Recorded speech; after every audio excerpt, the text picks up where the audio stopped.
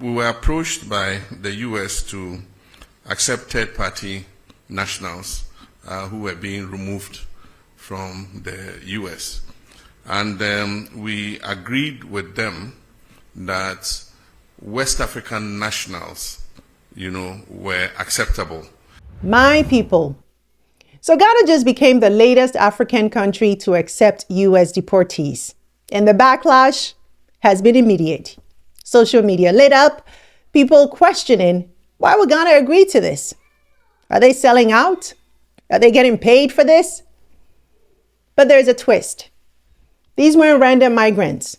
They were all West Africans, 9 from Nigeria, 1 from Gambia. And that flips the entire conversation. Because what looks like a sellout may in fact be a move rooted in Pan-African solidarity and the spirit of brotherhood and regional responsibility that we want to see from African leaders. So today we're breaking down what really happened, why Ghana is under fire, and why, in this case, Ghana might be doing exactly the right thing. Before we break it down, please do me a favor and subscribe to our channel and tap the notification bell for alerts. And if you enjoyed this video, like, share, drop a comment, a super thanks, and join our membership community for more exclusives. Also, we're hosting our annual conference in New York City this November, and I'd like to invite you to join us. Visit BlackStarsExperience.com to learn more and register. All right, now, so let's be clear, okay? I've reported widely on Trump's third country deportation policy, and I've been very vocal about how dangerous it is, especially when African leaders agree to these deals. Before Ghana, 4 African countries, South Sudan, Rwanda, Eswatini, and Uganda, had already signed on. And here's the problem. In those cases, most of the migrants being flown in weren't even African.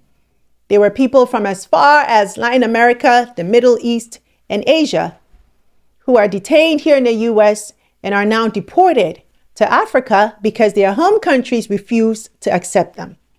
So that's the context. Worse still, these arrangements with the U.S. reportedly came with compensation packages, money changing hands, which raises the ugly question, right? Where some African governments essentially being paid to act as holding grounds for America's deportation pipeline. And that's why Ghana's case is different, because the deportees weren't strangers at all. They were West Africans. Now here's a clip of President Mahama explaining the deal and what actually happened. We were approached by the U.S. to accept third-party nationals who were being removed from the U.S.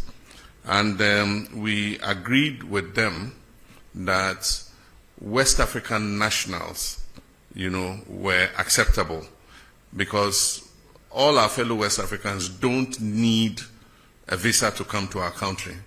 So if they decided to travel from US to Accra, they don't need a visa anyway. So if you're bringing our colleague West Africans back, that's okay. And so I think that agreement has been activated, and a first batch of 14 nationals came. Several of them were our Nigerian brothers. They opted to go back home, and so we facilitated, we put them on buses, to be able to go back home. One of them was a Gambian who it's not as easy. You have to get him an air ticket to be able to facilitate his travel. So what we've done is contacted their embassy to let them know of his presence so that they can facilitate his return to Gambia. And so that's the issue with regards to deportations and arrivals. West Africa has the protocol of free movement. And so any West African is free to come to Ghana and be able to stay for 90 days. And so if they decide to bring them, we don't have a problem accepting them. So let's break that down.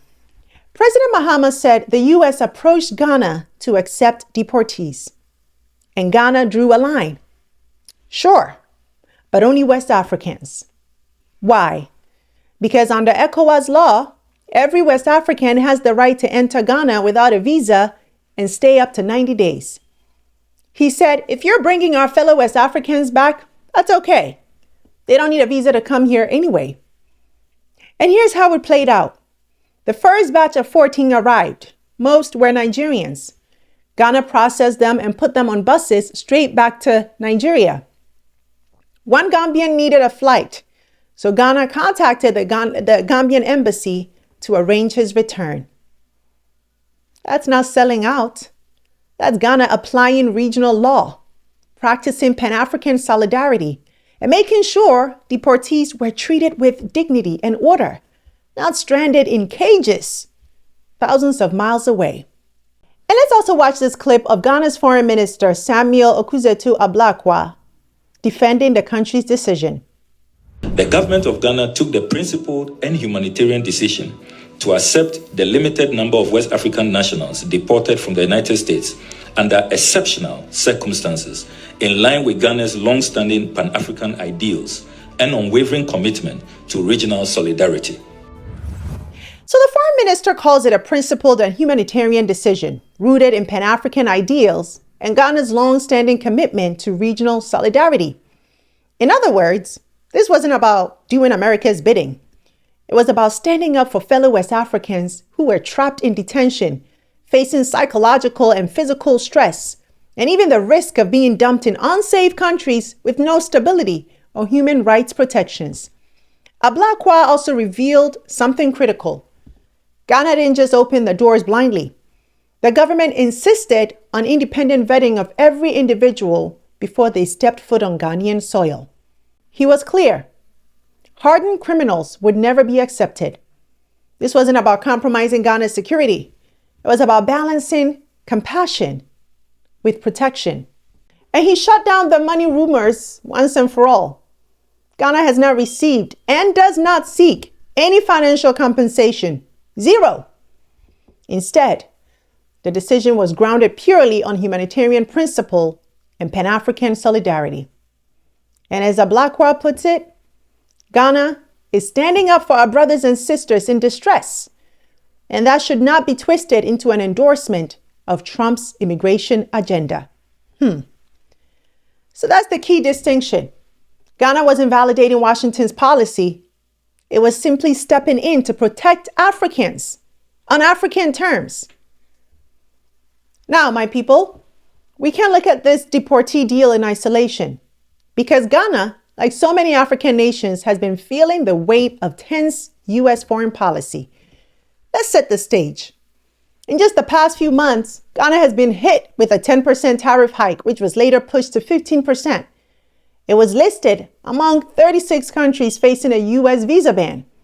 And Ghana's citizens had their 5-year multiple entry visas canceled, downgraded to a mere single entry, 3-month restriction. That's not the posture of friendship. That's pressure.